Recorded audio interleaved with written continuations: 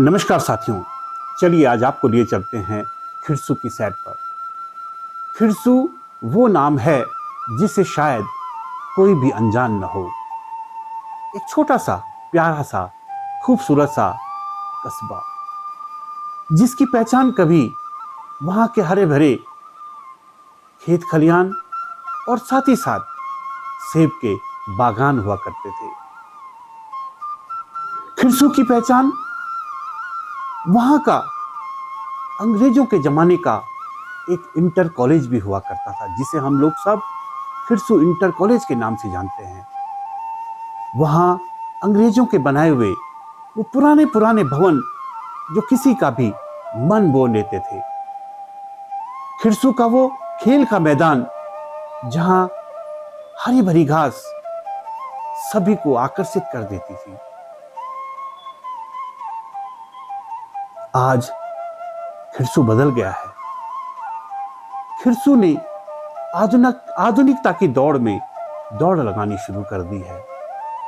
हाँ साथियों, समुद्र तल से 1700 मीटर की ऊंचाई पर बसा खिरसू, जहां से हिमालय की बर्फीली चोटियों का 180 डिग्री का नजारा दिखता है, ने पर्यटकों की सुविधा के हिसाब से सुविधाएं जुटानी शुरू कर दी हैं।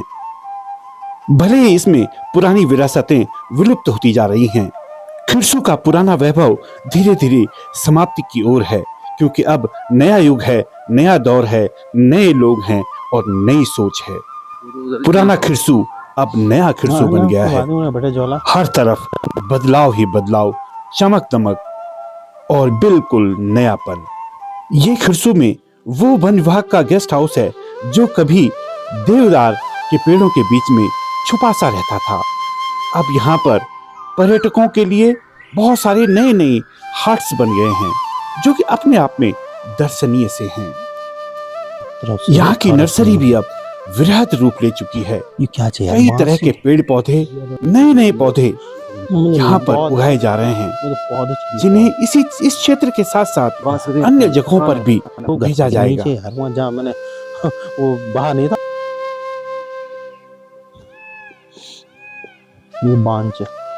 ये बांझ की पौध है, क्योंकि धीरे धीरे चीड़ ने हमारे जो बांझ के जंगल थे उन्हें विलुप्त कर दिया है।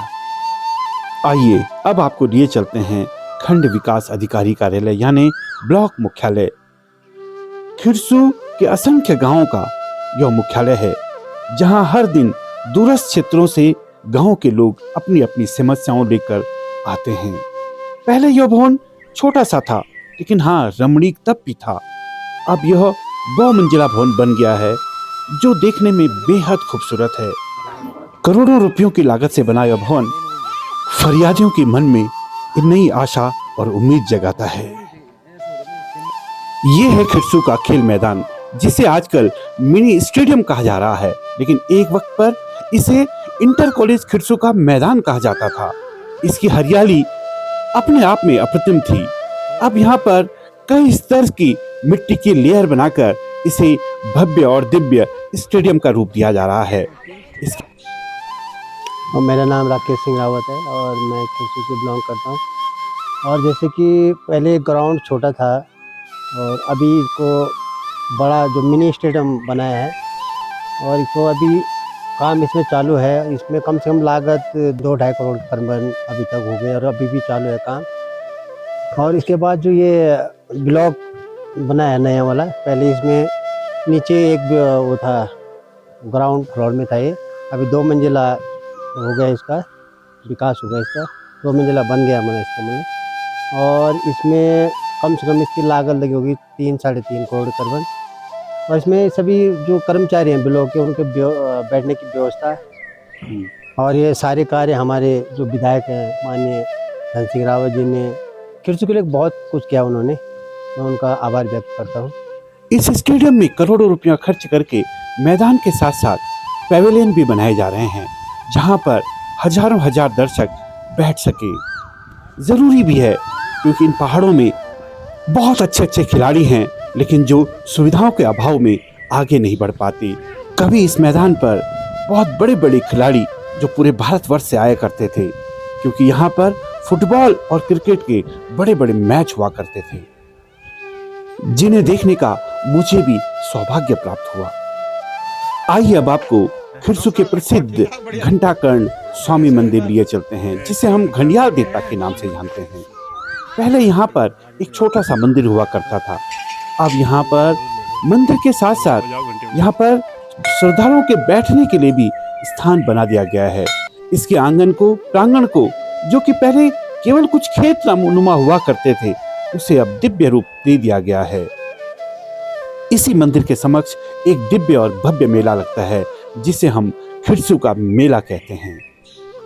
इसी मंदिर के बगल में खिरसू महाविद्यालय का निर्माण कार्य प्रगति पर है।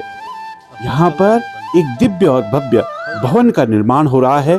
साथ ही साथ इस भवन के साथ यहाँ रहने वाले अध्यापकों के लिए भी उनके कक्षों का निर्माण गतिमान है।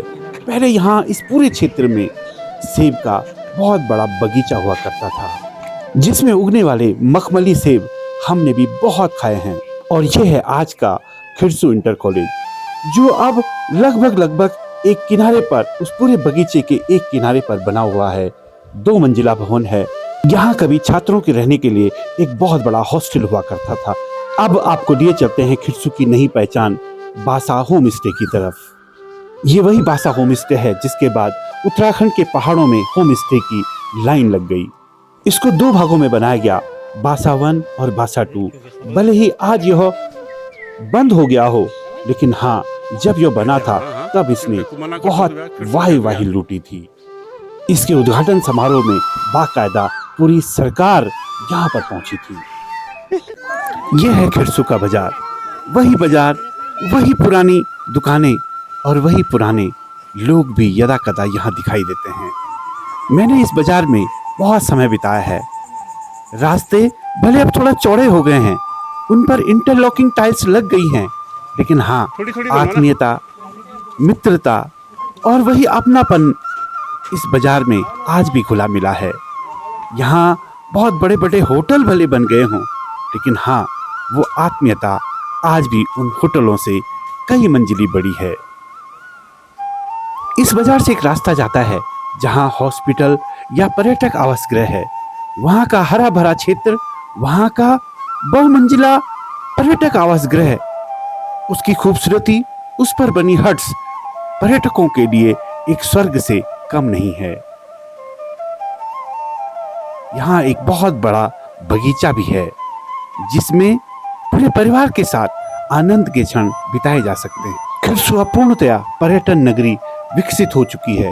यहाँ के बड़े बड़े होटल अपने आप में यह दर्शाते हैं कि यहाँ पर्यटकों का आना जाना बहुत बढ़ गया है। खिरसू पहले भी खूबसूरत था, खिरसू आज भी बेहद खूबसूरत है।